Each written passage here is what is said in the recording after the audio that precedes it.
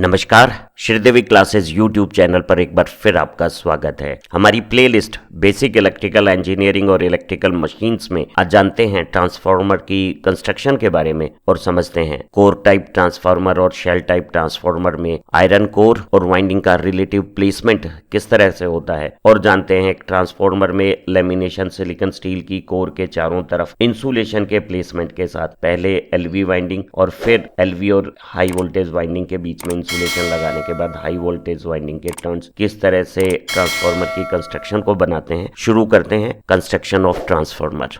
हमने जाना कि इलेक्ट्रिक पावर सिस्टम में जो ट्रांसमिशन और डिस्ट्रीब्यूशन पावर का हम करते हैं, तो हमारे ट्रांसफार्मर पावर को एक वोल्टेज से दूसरे लेवल पे बदलने का काम करते हैं, और जनरेटिंग स्टेशन के आसपास हम ऐसे ट्रांसफार्मर का इस्तेमाल करते हैं जो कम जनरेटेड वोल्टेज को ट्रांसमिशन सिस्टम के bulk power long distance power transmission के लिए हाई वोल्टेज में कन्वर्ट कर देते हैं। और ये जो स्टेप अप ट्रांसफार्मर होते हैं वो जनरेटिंग प्लांट के पास लगाए जाते हैं। तो ट्रांसमिशन लाइन में लाइन करंट कम होने से लाइन की इंस्टॉलेशन कॉस्ट कम हो जाती है, लाइन में लॉसेस कम होने से एफिशिएंसी बढ़ जाती है, और परसेंटेज वोल्टेज ड्रॉप कम होने से रेगुलेशन इंप्रूव हो जाता है। वहीं हाई वोल्टेज पे कंज्यूमर के द्वारा इलेक्ट्रिसिटी को यूज करना अनसेफ हो जाएगा, तो सेफ वर्किंग वोल्टेज को प्राप्त करने के लिए हम उसी पावर को स्टेप डाउन ट्रांसफार्मर की मदद से लो वोल्टेज में कंज्यूमर के पास बदल लेते हैं। तो कंज्यूमर के पास स्टेप डाउन ट्रांसफार्मर लगाए जाते हैं ताकि हमारी जो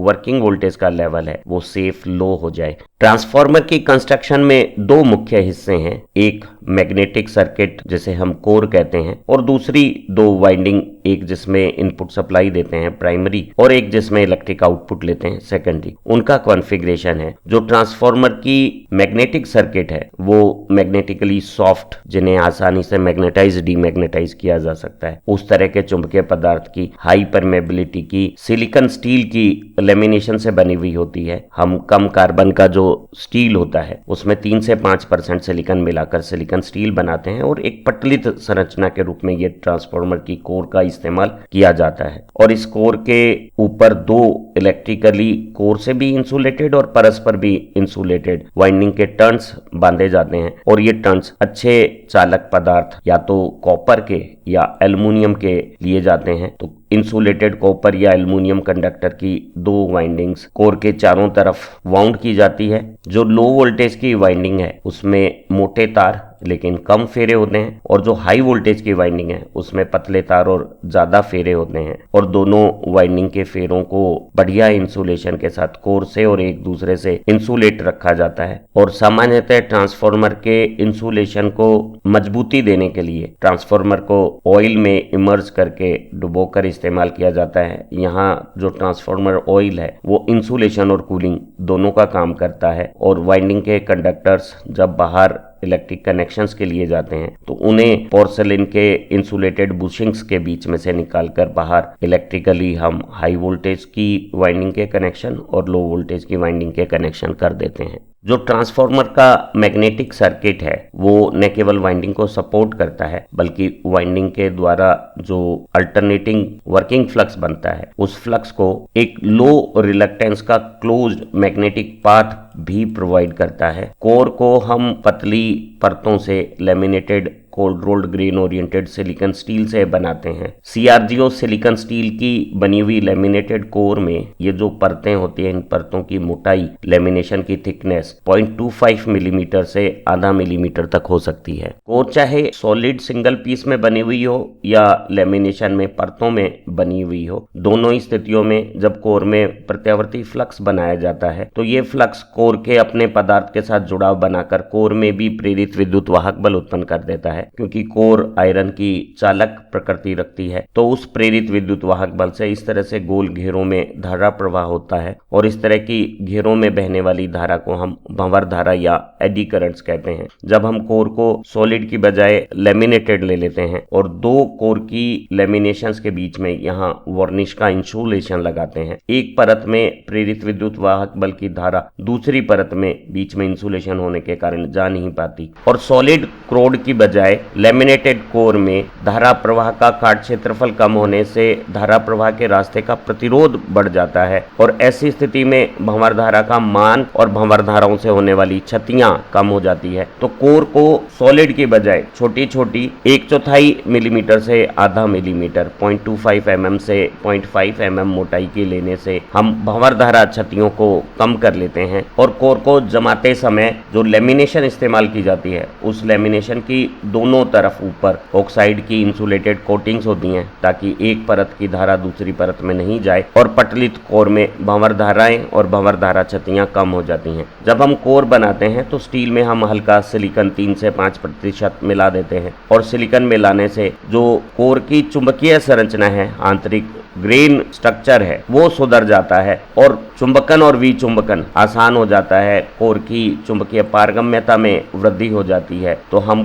कोर को सिलिकॉन ऐड करने के बाद अधिक फ्लक्स घनत्व के साथ इस्तेमाल कर सकते हैं और उसमें फ्लक्स में दिशा परिवर्तन करने से जो अंदर डोमेन स्ट्रक्चर में शैथिल्य क्षतियां होती हैं, हिस्टेरेसिस लॉसेज होते हैं, उन्हें कम किया जा सकता है। और सिलिकॉन के ऐड करने से कोर की रेजिस्टिविटी भी बढ़ जाती है तो उससे भंवर धाराएं और भंवर धारा क्षतियां भी कम हो जाती हैं। तो जब हम क्रोड में सिलिकॉन ऐड करते हैं तो दोनों तरह के क्रोड में होने वाले लॉस, शैथिल्य क्षतियां, हिस्टेरेसिस लॉस और एडी करंट लॉस, दोनों कम होते हैं। सिलिकॉन का एडिशन दोनों हिस्टेरेसिस लॉस और एडी करंट लॉस को कम करता है। वहीं जब हम कोर को लेमिनेट करते हैं तो वो केवल भंवर धारा क्षतियों को कम करता है। आधुनिक बड़ी रेटिंग के जो हमारे पावर ट्रांसफार्मर और डिस्ट्रीब्यूशन ट्रांसफार्मर है वो कोर के तौर पे CRGO, cold rolled grain oriented silicon steel का इस्तेमाल करते हैं। और ऐसे सिलिकॉन स्टील में ठंडी अवस्थाओं में चुंबकीय क्षेत्रों की प्रेजेंस में रोलिंग करके ग्रेन को इजी डायरेक्शन ऑफ मैग्नेटाइजेशन में ओरिएंट कर लेते हैं और ऐसी कोर को ज्यादा फ्लक्स डेंसिटीज पे हम इस्तेमाल कर सकते हैं और उसमें संतृप्तता ऊंचे मान पर प्राप्त होती है। तो कोर को ज्यादा फ्लक्स डेंसिटियों में इस्तेमाल करने पर कोर का काट क्षेत्रफल जो ट्रांसफार्मर बनाने के लिए हमें चाहिएगा वो कम हो जाता है। इससे हमारे ट्रांसफार्मर का वॉल्यूम, साइज और वेट कम हो जाता है और अच्छी परमेबिलिटी और लोअर लॉसेज वाली cold rolled grain oriented silicon steel में कोर लॉसेज भी कम हो जाते हैं। जब हम कोर पे वाइंडिंग को लगाते हैं तो पहले कोर के ऊपर एक इंसुलेशन लगा के जो हाई डेंसिटी का क्राफ्ट पेपर की ट्यूब हो सकती है और कुछ डक्ट और सेपरेटर लगाने के बाद लो वोल्टेज की वाइंडिंग कर देते हैं। लो वोल्टेज की वाइंडिंग में फेरों की संख्या कम होगी लेकिन काट क्षेत्रफल अधिक होगा। फिर हम लो वोल्टेज वाइंडिंग और हाई वोल्टेज वाइंडिंग के बीच में एक बार फिर कार्डबोर्ड सिलेंडर के इंसुलेशन और सेपरेटर्स इस्तेमाल करते हैं और फिर हाई वोल्टेज की वाइंडिंग के टर्न्स को वाउंड कर देते हैं। हाई वोल्टेज की वाइंडिंग में नंबर ऑफ टर्न्स तो ज्यादा होंगे लेकिन कम करंट होने के कारण इनका काट क्षेत्रफल कम होगा। तो लो वोल्टेज वाइंडिंग में फेरे कम लेकिन अधिक मोटाई के होंगे और हाई वोल्टेज की वाइंडिंग जो लो वोल्टेज के बाहर बांधी हुई है उसमें फेरों की संख्या ज्यादा है लेकिन फेरों का काट क्षेत्रफल छोटा है। ट्रांसफार्मर की संरचना के आधार पे या चुंबकीय परिपथ कोर और वाइंडिंग की सापेक्षित स्थितियों के अनुरूप ट्रांसफार्मर की दो मुख्य किस्में हैं। एक को हम कोर टाइप ट्रांसफार्मर कहते हैं जो इस चित्र में दिखाया हुआ है और दूसरा ट्रांसफार्मर शेल टाइप ट्रांसफार्मर कहलाता है। कोर टाइप ट्रांसफार्मर में जो लोह भाग है, कोर भाग है, चुंबकीय परिपथ भाग है, वो कुंडलों के बीच में होता है, इनर होता है और इनर को अंग्रेजी में कोर कहते हैं। तो हम कहते हैं कि लो भाग चुंबकीय परिपथ वाइंडिंग के इनर पोजीशन में, कोर पोजीशन में है और ऐसे ट्रांसफार्मर को हम कोर टाइप ट्रांसफार्मर कहते हैं। और कोर टाइप ट्रांसफार्मर में कोर के ऊपर पहले हम इंसुलेशन लगा के लो वोल्टेज वाइंडिंग के टर्न्स बांधते हैं और उसके बाद ऊपर बाहर हाई वोल्टेज की वाइंडिंग के टर्न्स बांधे जाते हैं। कोर और लो वोल्टेज की वाइंडिंग के बीच में हमें इंसुलेशन की रिक्वायरमेंट कम होगी और इंसुलेशन की लाइफ भी अच्छी रहेगी और लो वोल्टेज और हाई वोल्टेज वाइंडिंग में बाद में हम एक अच्छा इंसुलेशन बाहर लगा सकते हैं। तो इस तरह की कंस्ट्रक्शन जिसमें कोर के ऊपर लो वोल्टेज वाइंडिंग पहले और हाई वोल्टेज वाइंडिंग बाद में बांधी गई है, इसमें हमारी इंसुलेशन की अमाउंट कम हो जाती है और इंसुलेशन की सेफ्टी और लाइफ इंक्रीज हो जाती है। चुंबकीय परिपथ में कोर के जिस भाग के चारों तरफ कुंडलन किए जाते हैं, जहां वर्किंग फ्लक्स को उत्पन्न किया जाता है, उसे कोर लिम्ब कहते हैं। और कोर लिम्ब पे लो वोल्टेज की वाइंडिंग के आधे टर्न एक तरफ और आधे टर्न्स दूसरी तरफ बांधे जाते हैं और बाहर फिर हाई वोल्टेज के टर्न्स बांध दिए जाते हैं। और दोनों लो वोल्टेज और हाई वोल्टेज के टर्न्स एक ही एक्सिस पे वर्किंग फ्लक्स बनाते हैं और एक दूसरे के नजदीक आने से इन दोनों में चुंबकीय फ्लक्स के साथ युग्मन बेहतर हो जाता है और किसी एक के द्वारा ऐसा फ्लक्स बनाना जो केवल एक ही के फेरों से जुड़ता है, ऐसे क्षरण फ्लक्स की मात्रा कम हो जाती है। जो कोर में मैग्नेटिक सर्किट को पूरा करने के लिए ये ऊपर और नीचे फ्लक्स की वापसी के रास्ते बनाए हुए होते हैं, उन्हें हम योक कहते हैं। और एक कोर टाइप ट्रांसफार्मर में कोर का फ्लक्स योक का फ्लक्स बराबर और दोनों के काट क्षेत्रफल भी बराबर होते हैं और एक ही रास्ते पे फ्लक्स का प्रवाह होता है। एक शेल टाइप ट्रांसफार्मर की तुलना में जिसमें मैग्नेटिक सर्किट की लेंथ, वेट और कॉस्ट ज्यादा होती है, एक कोर टाइप ट्रांसफार्मर में आयरन पार्ट की लेंथ, वॉल्यूम, वेट और कॉस्ट कम होती हैं। इसीलिए core type transformer shell type transformer की तुलना में सस्ते, ज्यादा इकोनॉमिक है और पावर सिस्टम में कोर टाइप ट्रांसफार्मर ज्यादा प्रचलित भी हैं। शेल टाइप ट्रांसफार्मर में जो सेंटर कोर की लिम्ब है, जहां वाइंडिंग वर्किंग फ्लक्स बनाती है, उसके चारों तरफ लो वोल्टेज और हाई वोल्टेज वाइंडिंग के टर्न्स बांध दिए जाते हैं और योक के माध्यम से सेंटर लिम्ब का जो वर्किंग फ्लक्स है वो साइड लिम्ब से होकर अपना रास्ता पूरा करता है। तो यहाँ मैग्नेटिक फ्लक्स के दो रास्ते बन जाते हैं, जबकि कोर टाइप में केवल एक ही सिंगल फ्लक्स फ्लो पाथ था। जो सेंटर लिम्ब में कुल फ्लक्स है वो आधा आधा साइड लिम्ब्स में डिवाइड होता है, तो हम बीच की इस लिम्ब की काट क्षेत्रफल कोर में अधिक लेते हैं और साइड की लिम्स का काट क्षेत्रफल उनसे आधा रखा जाता है। यहाँ आयरन कोर वाइंडिंग को चारों तरफ से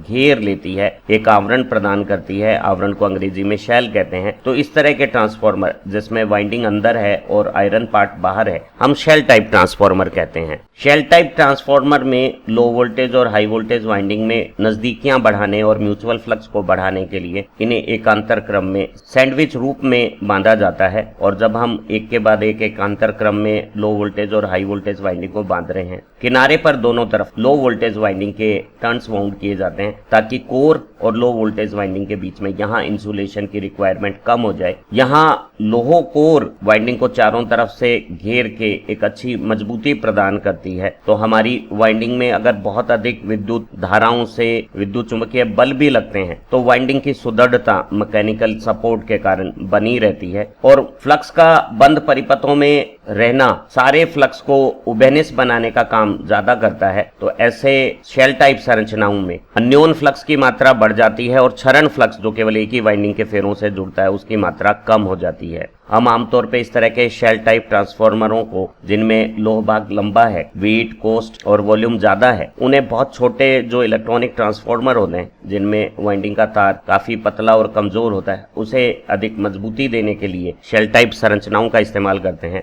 वेल्डिंग ट्रांसफार्मर में भी, जिसमें सेकेंडरी को शॉर्ट सर्किट करके इस्तेमाल करते हैं, धाराओं के मान काफी अधिक होते हैं। वहां भी धारा अधिक होने से, कंडक्टरों के बीच में विद्युत चुंबकीय बल अधिक होने से वाइंडिंग को ब्रेसिंग सपोर्ट ज्यादा चाहिए, तो हम शेल टाइप संरचना का इस्तेमाल करते हैं। लेकिन सामान्यतः कोर टाइप ट्रांसफार्मर में लोह भाग, वॉल्यूम, वेट और कॉस्ट में कमी होने के कारण कोर टाइप ट्रांसफार्मर अधिक प्रचलित हैं। उम्मीद है ट्रांसफार्मर की कंस्ट्रक्शन और कोर और वाइंडिंग की रिलेटिव पोजीशन से कोर टाइप ट्रांसफार्मर और शेल टाइप ट्रांसफार्मर में क्या कंपैरिजन है ये आपको अच्छी तरह से समझ में आ गया होगा। आपको ये भी समझ में आ गया होगा कि लेमिनेशन करने से भंवरधारा क्षतियां कैसे कम हो रही हैं और सिलिकॉन ऐड करने से कोर का ग्रेन स्ट्रक्चर इंप्रूव होने से हिस्टेरेसिस लॉस, क्षेत्रीय क्षतियां कम हो जाती हैं और प्रतिरोधकता बढ़ने से भंवरधारा क्षतियां कम हो जाती हैं। अगर आपको हमारा ये लर्निंग वर्क पसंद आया है तो इसे अपने दोस्तों के साथ शेयर कीजिएगा और हमारे स्टडी नोट्स प्राप्त करने के लिए चैनल की मेंबरशिप ज्वाइन कीजिएगा। Thank you very much.